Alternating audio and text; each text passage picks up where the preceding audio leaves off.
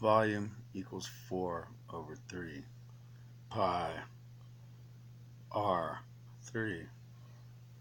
Whoa, is that thing right there like the Holy Grail? Or the Covenant? The Ark of the Covenant? Whoa.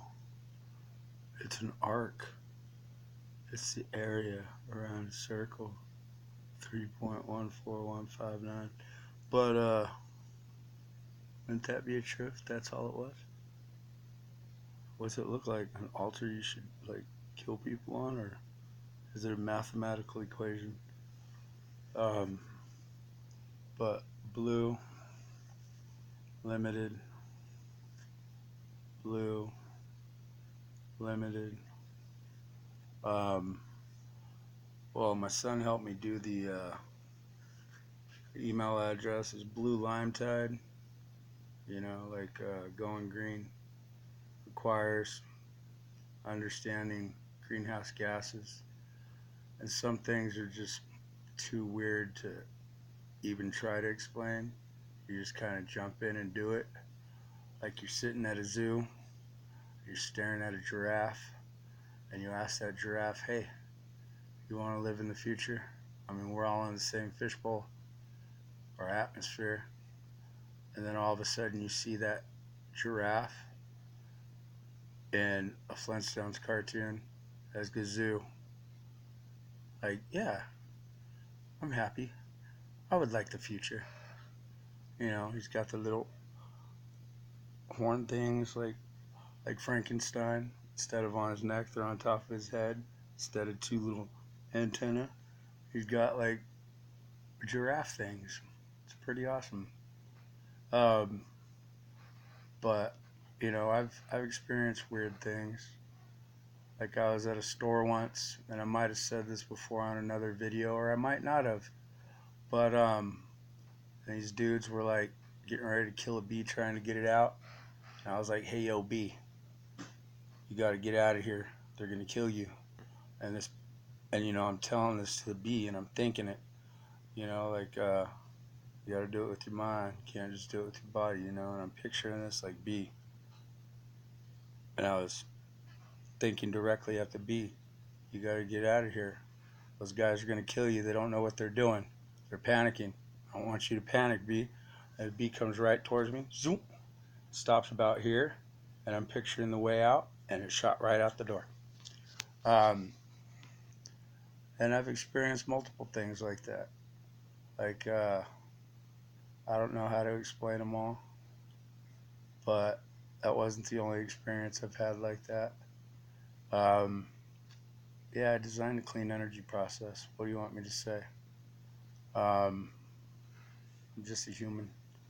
But, you know, I'm a little broke. I'm not very good at running around making money.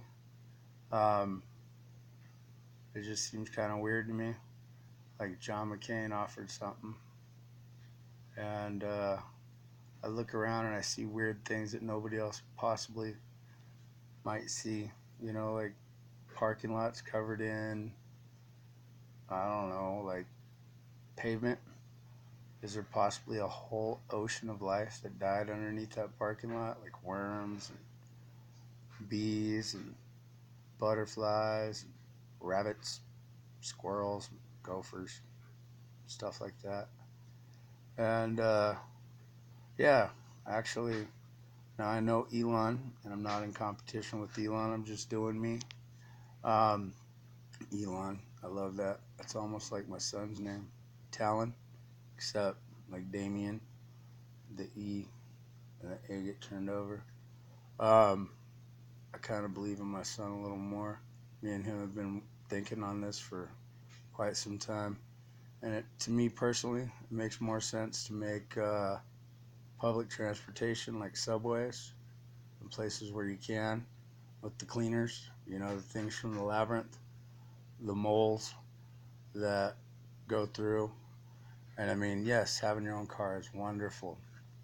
And yes, you know, but also being able to rub shoulders with people is wonderful too. Like who doesn't love people? Like, I mean, I love people. I love people more than money. They're not just money. Um, Although, money's important. But I guess that's all I got to say right now. I don't know. Like, I've been working on this thing for a long time. I'm a little behind on my taxes. I'll be honest about it. Like, I was working construction and I was also cleaning pools. And yeah, I'm not trying to give all my stuff away. Um, I was told if the government takes your stuff, they have to give you market value on it.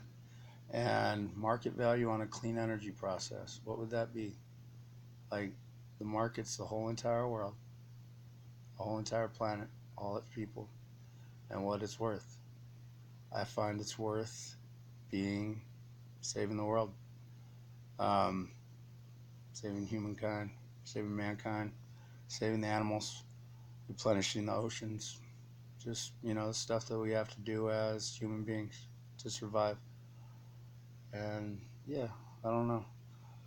It's weird how I see some people, like, I look up to some people that others just look down on, like, I can't help it. Like, you know, and it's odd because the psychology, I'm having trouble getting my credit at Fresno State. Um, but the numbers match up. 1 in 10,000 is people outside career physicists that actually get physics discoveries in physics. And whenever it came to the testing as a kid, the standardized whatever testing in math and science, I was 1 in 10,000. But I've gotten more than one, more than two. One is luck, two is a fluke, three makes it an official thing, and I'm sitting pretty high up there. Like entropic derivation of force equals mass times acceleration in circular motion. It's me. I didn't name it. Although I do like with waves like the ocean. And gravitational waves showed up whenever I was presenting my gravity piece. Universal expansion. That has something to do with it. Lots of stuff. Dark matter, dark energy, rather. Um, Quantum patching for general relativity to stay generally relative, where the pressures aren't so huge that gravitational waves have to happen. Quantum processes bridge energy through to keep the fabric of space-time connected. And it's really simple. Like, before the Big Bang, or at the moment of the Big Bang or whatever, like bang, shh. Oh, but shh, it was quiet because there was no atoms or molecules for sound to travel on. The kala, the star stuff we're all made of. Um, yeah, and from math and science, I do understand that took a couple million years or billion years before even a sound could travel. But cool. I don't want to go on too long. But yeah, and that's that. Hello.